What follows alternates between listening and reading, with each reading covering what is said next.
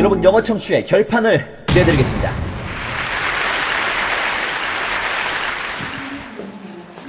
네, 반갑습니다. 김일승 강사입니다. 자, 영어 발음을 잘 잡기 위해서 제 강의를 수강을 하셨습니다. 진심으로 축하드립니다. 우!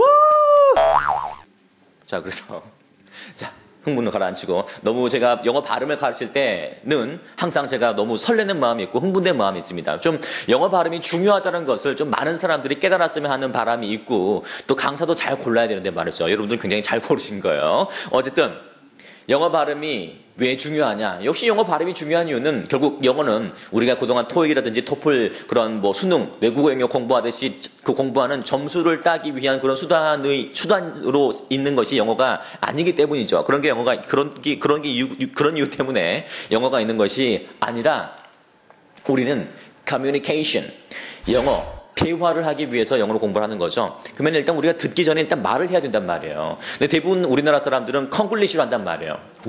한국식 발음으로 한단 말이에요. 우리 한국식 발음으로 해도 통한다라고 생각하시는 분들이 있다면, 우리나라에서 거주하고 있는 그런 다른 나라 사람에게 한국식 발음으로 해도 뭐 크게 문제는 없을 겁니다. 왜냐면 그 사람들은 이미 한국식 그 소리의 패턴을 어느 정도 좀 알고 있기 때문에, 익숙하기 때문에 그래도 한국식 발음으로 해도 뭐 상관은 없을 거예요. 다만 다른 나라, 특히 제 강의를 선호하시는 분들 중에 다 적지 않은 사람들이 다른 나라에서 이런 발음의 중요성을 경험해 보신 분들, 지금도 온라인 수강하시는 분들 보면은 다른 나라, 지금 현재 미국이라든지 캐나다 현지에서 검색을 하다가 제 강의로 넘어오신 분들이 적지 않습니다. 그 이유를 저도 맨 처음에 굉장히 신기했었어요. 근데 유튜브 같은 것을 통해서 저한테 이렇게 넘어오시는 걸 보고, 우리나라에서는 절대 영어 발음이 중요하다는 것을 깨닫기가 쉽지가 않습니다. 왜냐면 같은 우리말로, 같은 한국식 발음으로 해도 크게 문제가 되지 않기 때문에. 하지만 다른 나라 나가서 봤더니 이거는 설령 내가 영어를 엄청 잘한다고 하더라도 발음이 좋지 않으면 대화가 안 되면서 자신감을 확 잃어버리는 경우가 적지 않습니다. 그런 경우가 있었다고 하는 그런 글도 제가 그런 메일도 받아본 적이 있었고요. 그런 의미에서 영어 발음은 굉장히 중요합니다. 여러분들은 영어 발음의 중요성을 느끼셨기 때문에 이 수업에 임하고 있는 거겠죠. 이 수업은 여러분들의 그 필요, 요구, 요청에 의해서 만들어진 수업입니다. 그렇기 때문에 굉장히 초급 단계와 중급 단계, 고급 단계 이렇게 세 파트로 나눠서 수업을 진행할까요? 지금 이건 오리엔테이션이고요. 초급 단계는 진짜 아주 간단하면서도 그래도 나름 가장 좀 깊이 있는 설명으로 제가 수업을 진행을 하겠습니다. 첫 번째 파트는 지금 여러분 첫 번째 수강을 하셨죠? 이 첫 번째 단계에서는 발음 기호를 완벽하게 익히시는 겁니다. 제가 생각하는 영어 발음을 잘 하기 위한 세 가지 요소가 있는데, 그 세 가지 요소 중에서 첫 번째가 바로 발음 기호입니다. 왜냐하면 우리말은 영어 발음 기호 체계가 아닙니다만 영어는 발음 기호 체계, 우리말은 발음 기호 체계가 아닙니다. 눈에 보이는 대로만 읽어도 크게 문제가 되지 않아요. 눈에 보이는 대로만 읽어도 크게 소리가 달라지지 않는단 말이죠. 근데 그거에 반해서 영어는 스펠링대로 발음하면 문제가 안 생길 수도 있겠습니다만 생기는 경우가 굉장히 많습니다. 영어 발음 기호를 사전을 예를 들어서 여러분께서 모르는 단어를 찾아보셨다. 근데 그 사전을 찾아보시면 이제 뜻이 나와 있죠. 근데 스펠링 밑에 반드시 발음 기호가 있을 겁니다. 그 발음 기호에 의존할 필요가 있어요. 우리는 왜냐하면 스펠링대로 소리가 나는 그런 음성 체계가 아니기 때문입니다. 그렇기 때문에 영어 발음 기호는 반드시 나중에 단계적으로 넘어가시면서 영어 총칙까지 한꺼번에, 나중에 영어 스피킹까지도 아우를 수 있을 테지만 첫 번째로는 반드시 발음 기호를 알고 계셔야 된다. 발음 기호가 너무 어렵다.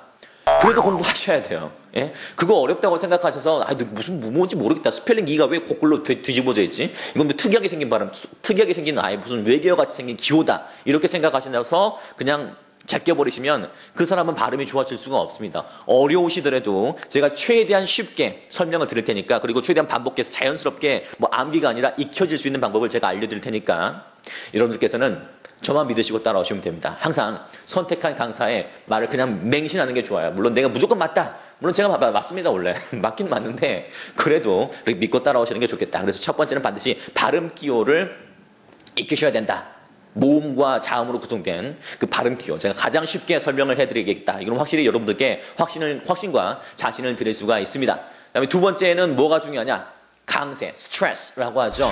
강세가 굉장히 중요하다. 우리말과 영어의 발음 소리 체계에 있어서의 차이점을 생각하시면 어렵지 않아요. 그중에 두 번째가 바로 첫 번째는 발음 기호였다면 두 번째는 스트레스, 강세이더라. 우리말 같은 경우는 크게 뭐 단어가 뭐 여러 글자, 세 글자, 네 글자 된다고 하더라도 크게 뭐 어느 딱 특정 음절에 힘을 주거나 그런 느낌은 별로 없습니다. 사실상 없다고 해도 무방하죠. 하지만 영어 같은 경우는 강세가 반드시 있더라. 이음절짜리 단어는 어쩔 수 없이 그 음절 한 음절짜리이기 때문에 거기에다만 힘을 주면 뭐 되겠습니다만 뭐 때리다 hit라든지 뭐 침대 bed라든지 이런 거 한 번만 힘을 주면 됩니다만 두 단어 내지는 여러 단어 좀 이렇게 다음절 여러 단어가 아니라 다음절 여러 음절로 구성된 다음절로 구성된 단어에서는 반드시 강세가 있더라. 특히 이음절에 있는 단어들은 크게 문제가 되지 않습니다만 그 이음절이라든지 좀 이렇게 여러 음절로 구성된 단어들에서는 반드시 강세가 존재한다는 것을 생각하시면 되겠습니다. 여러분들은 강세를 망각하고 있기 때문에 그리고 강세가 중요하다는 것을 느끼지 못하고 있으셨기 때문에 지금 제가 세 번째 요소로 말씀드릴 그 인토네이션이라고 하죠. 억양이라고 합니다. 그 인토네이션까지 한꺼번에 잡기가 상당히 쉽지 않았을 겁니다. 여러분들뿐만 아니라 저도 뭐 중고등학교 때 그랬었고요. 수능을 위한 공부만 시험 영어를 위한 공부만 했었기 때문에 강세 필요 뭐 중학교 때는 좀 나온 것 같네요. 하지만 그것도 듣기가 아니라 이제 뭐 강세 뭐 이렇게 필기였죠. 강세 중요한지 몰랐어요. 억양도 중요한지 몰랐습니다. 근데 이제 억양을 잡고 싶다고 생각하시는 분들이 있다면 억양 인토네이션의 좋은 인토네이션의 핵심은 각 단어의 강세입니다. 각 단어의 강세가 뭉쳐지면서 그게 자연스러운 리듬이라고 하죠. 그 리듬감이 생기는 거거든요. 자, 인토네이션까지 너무 복잡하시다면 그거는 나중에 저와 함께 생각할 일이고 일단 이 수업에서는 반드시 발음 기호를 완벽하게 마스터한다. 저랑 이 수업을 끝까지 잘 집중 졸지 않고 들으신다면 인터넷 그 강의의 가장 큰 양점이 조는 거죠.